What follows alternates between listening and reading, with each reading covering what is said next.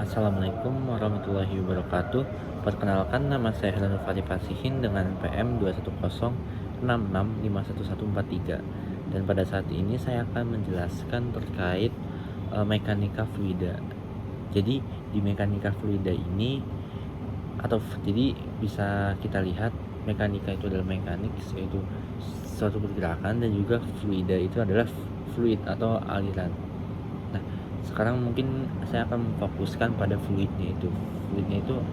Fluid itu kan adalah suatu aliran, dan dimana yang kita ketahui fluid itu atau aliran itu ada aliran laminar dan juga aliran turbulen. Apa bedanya dari keduanya? Saya akan menjelaskan perbedaan dari keduanya. Dimulai dari aliran laminarnya. Jadi aliran laminar itu adalah suatu jenis aliran fluida. Itu dia ditandai dengan pola alirannya itu yang halus dan juga teratur. Jadi di mana partikel-partikel fluidanya itu bergerak sepanjang jalur atau lapisan sejajar tanpa bercampur satu sama lainnya. Nah, aliran ini biasanya terjadi pada kecepatan rendah dan juga viskositas yang tinggi, serta di bawah kondisi tertentu yang memungkinkan aliran terus stabil dan tidak terganggu. Nah, sekarang saya akan menjelaskan tentang karakteristik dari aliran laminar ini. Nah, aliran laminar ini dia memiliki Reynolds number atau angka Reynolds-nya ini yang rendah. Jadi alirannya ini dia itu direntang di bawah sekitar 2000 di dalam pipa. Nah, angka Reynolds ini dia berdimensi yang bilangan yang tak berdimensi yang digunakan untuk memprediksi pola aliran dalam fluida. Kemudian untuk karakteristik yang kedua yaitu alirannya ini dia berlapis. Jadi dalam aliran laminar ini fluidanya itu mengalir dalam lapisan paralel yang tidak bercampur.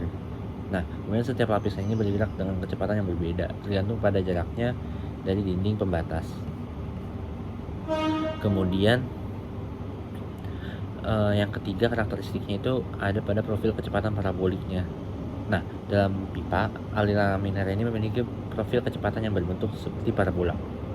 Kemudian kecepatan maksimumnya yang terjadi di dalam pipa, sementara kecepatan minimum atau nol itu berada di dinding pipa. Kemudian untuk karakteristik selanjutnya itu dia minim turbulensi. Jadi aliran laminar ini memiliki turbulensi yang sangat minim atau tidak ada sama sekali. Dan karakteristik yang selanjutnya itu energinya ini dia lebih efisien.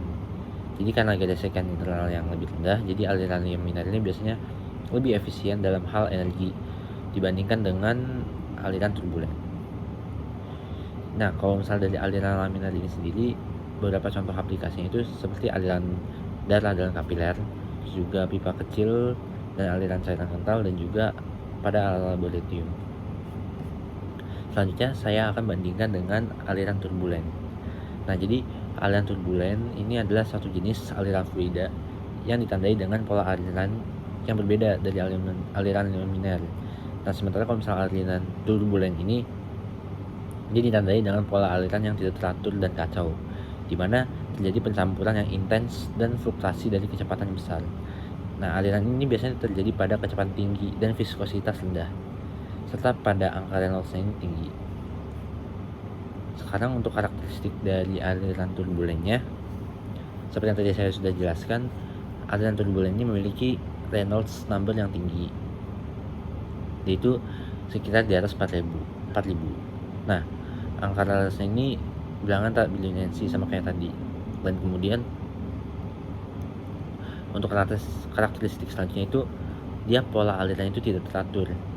Jadi dalam aliran turbulen, partikel-partikel fluida itu bergerak secara acak dan tidak teratur. Aliran ini penuh dengan vortex, eddies, dan juga arus-arus kecil yang berputar. Nah, kemudian untuk karakteristik selanjutnya itu profil kecepatannya ini dia lebih rata. Jadi dalam pipa, aliran turbulen ini memiliki profil kecepatannya itu yang lebih rata dibandingkan dengan aliran laminar.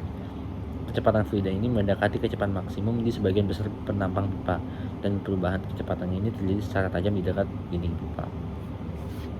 Kemudian untuk karakteristik selanjutnya itu adalah fluktuasi kecepatannya.